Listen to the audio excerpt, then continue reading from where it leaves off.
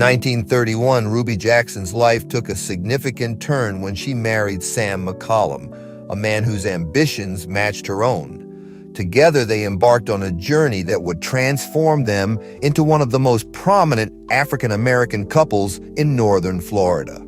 The McCollums moved to Live Oak, a small town where opportunity beckoned amidst the backdrop of the Great Depression. Here, they entered the world of Bolita, an illegal gambling operation that thrived in the shadows of the law. With Sam's brother, Buck McCollum, already established in the business, the couple quickly found their footing. Through shrewd business acumen and strategic alliances, Sam and Ruby amassed considerable wealth.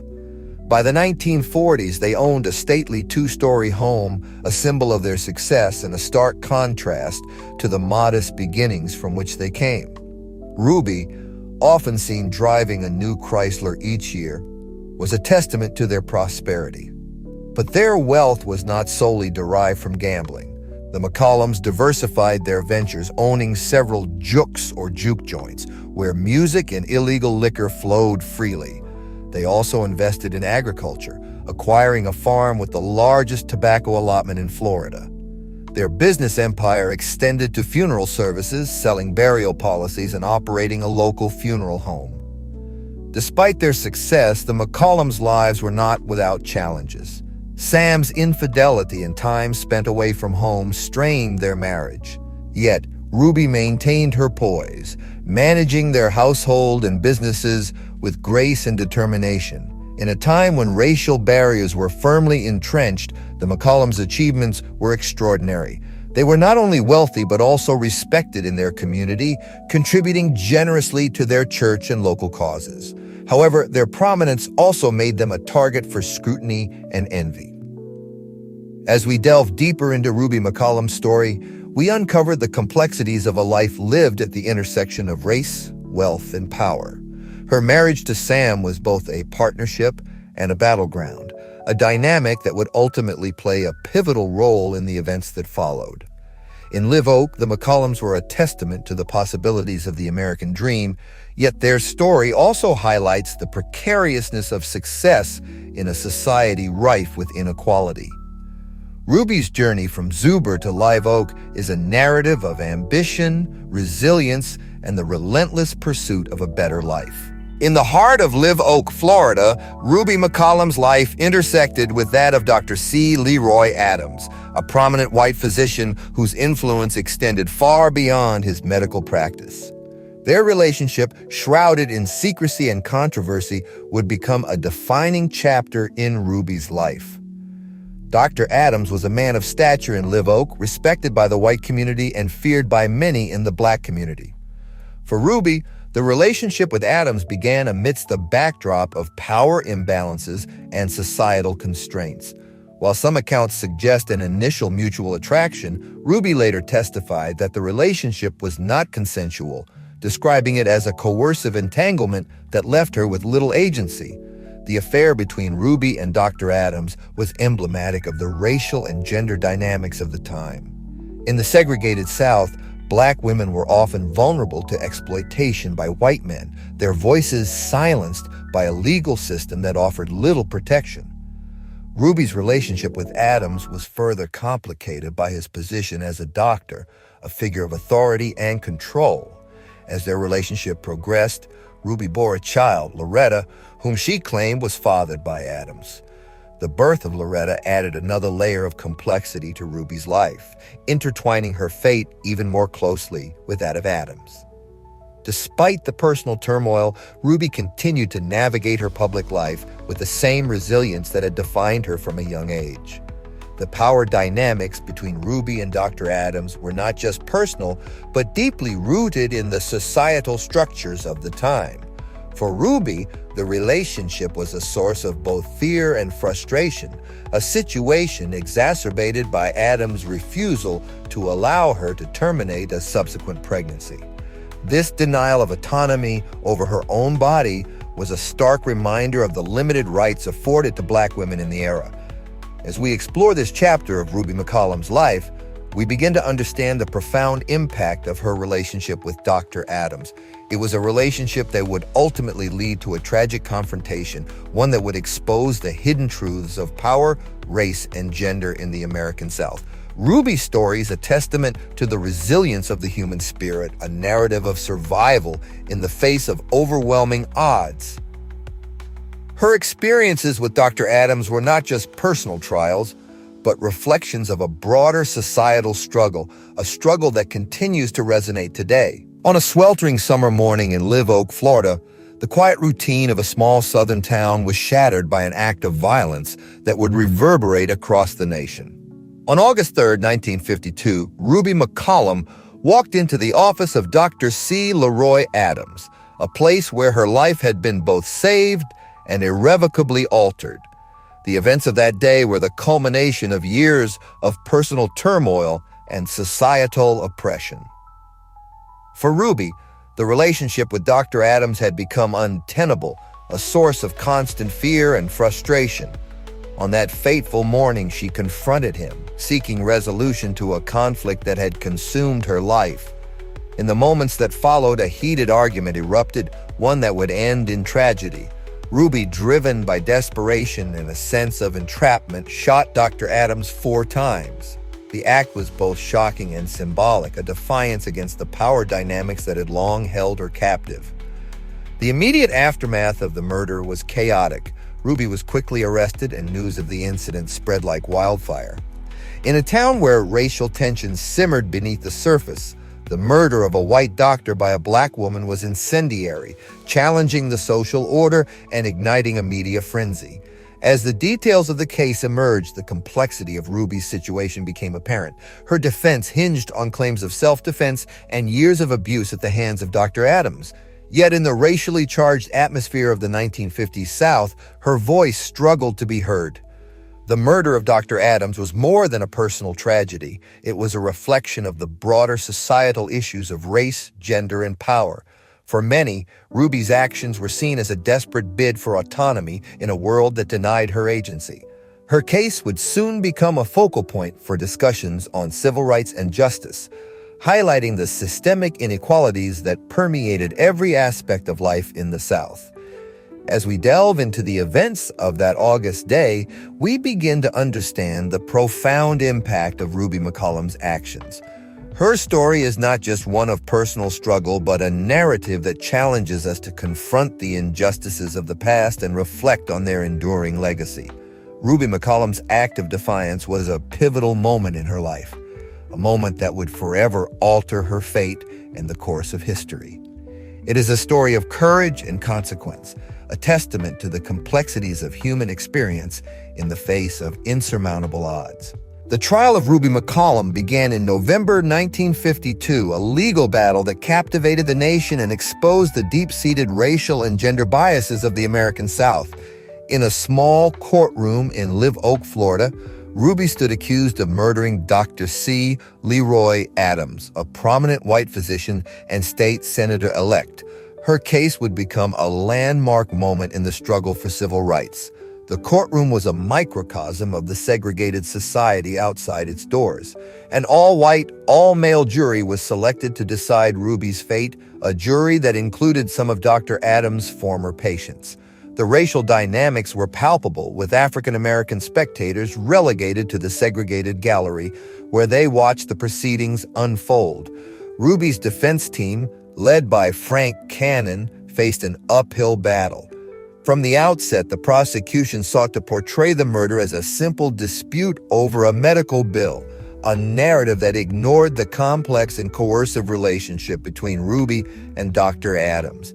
Despite Ruby's testimony that she had been subjected to years of abuse and coercion, the court systematically silenced her attempts to tell her full story. Zora Neale Hurston, the renowned writer and anthropologist, covered the trial for the Pittsburgh Courier.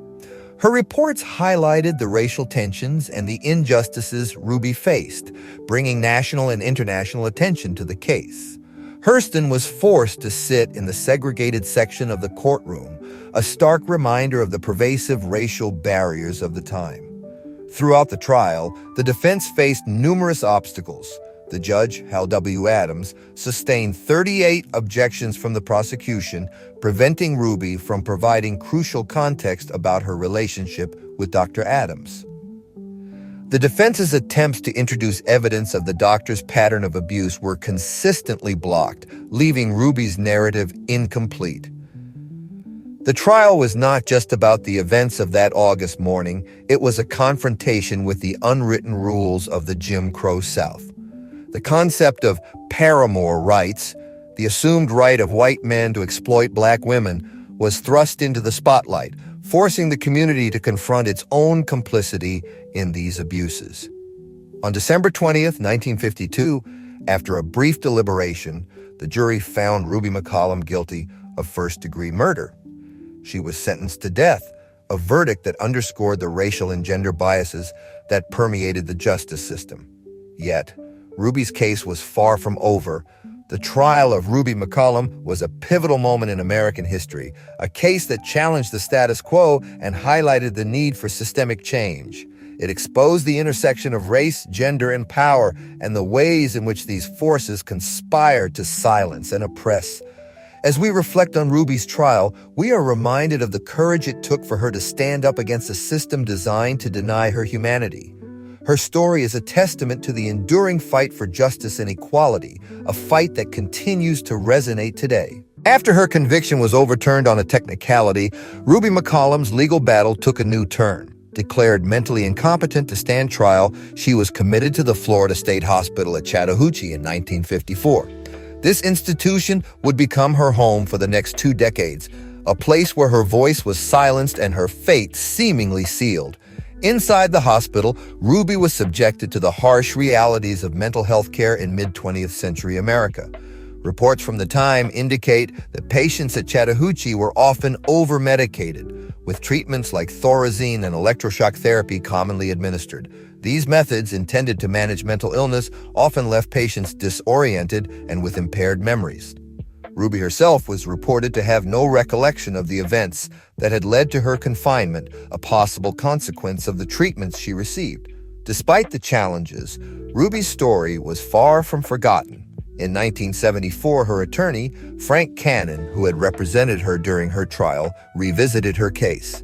Without seeking any legal fees, Cannon filed for her release under the Baker Act, a Florida statute that allowed for the discharge of mental health patients who were not considered a danger to themselves or others. His efforts were successful, and Ruby was finally released, returning to a world that had changed dramatically during her years of confinement. Upon her release, Ruby moved to a rest home in Silver Springs, Florida. Her life was supported by a trust fund established by author William Bradford Huey, who had purchased the rights to her story. Although the film he envisioned was never made, the funds provided Ruby with some measure of financial stability. Reunited with her children, Ruby faced the bittersweet realities of her family's struggles. Her son, Sam Jr., had followed in his father's footsteps, becoming involved in gambling and facing legal troubles of his own. Her daughters, Sonia and Kay, had pursued careers as teachers, but both tragically passed away within a few years of each other in the late 1970s. In an interview conducted in 1980, Ruby was described as having no memory of her ordeal, a condition that psychiatrists attributed to Ganser syndrome, a psychological condition characterized by the suppression of painful memories. Despite this, Ruby retained a dignity and resilience that had defined her throughout her life. Ruby McCollum's release marked the end of a long and tumultuous chapter in her life, but her story continued to resonate. It served as a powerful reminder of the intersections of race, gender, and justice, and the enduring impact of systemic inequalities. Her experiences highlighted the need for reform in both the legal and mental health systems, and her legacy remains a testament to the strength of the human spirit in the face of adversity. As we reflect on Ruby's journey, we are reminded of the importance of remembering and honoring the stories of those who have been marginalized and silenced. Ruby McCollum's life is a narrative of survival and resilience, a story that continues to inspire and challenge us to strive for a more just and equitable world. Ruby McCollum's story is more than a tale of personal struggle. It is a narrative that has transcended time, echoing through the decades as a powerful testament to the complexities of race, gender, and justice in America. Her case, once a sensational headline, has become a critical lens through which we examine the systemic inequalities that continue to shape our society. In the years following her release, Ruby McCollum's story faded from public consciousness, overshadowed by the broader civil rights movement that swept across the nation. Yet her legacy quietly persisted, a reminder of the courage it took to stand against a system designed to silence her. Ruby's case challenged the notion of paramour rights, a tacit acceptance of the exploitation of black women by white men, and forced a reckoning with the racial and gender dynamics of the Jim Crow South. As the 21st century unfolded, Ruby's story found new life through books, plays, and documentaries that sought to uncover the truth behind the headlines. Works like The Other Side of Silence and Curtain of Secrecy re-examined her case, exploring the themes of race, class, and sexual violence that were at its core. These narratives not only highlighted the injustices Ruby faced, but also celebrated her resilience and the impact of her defiance.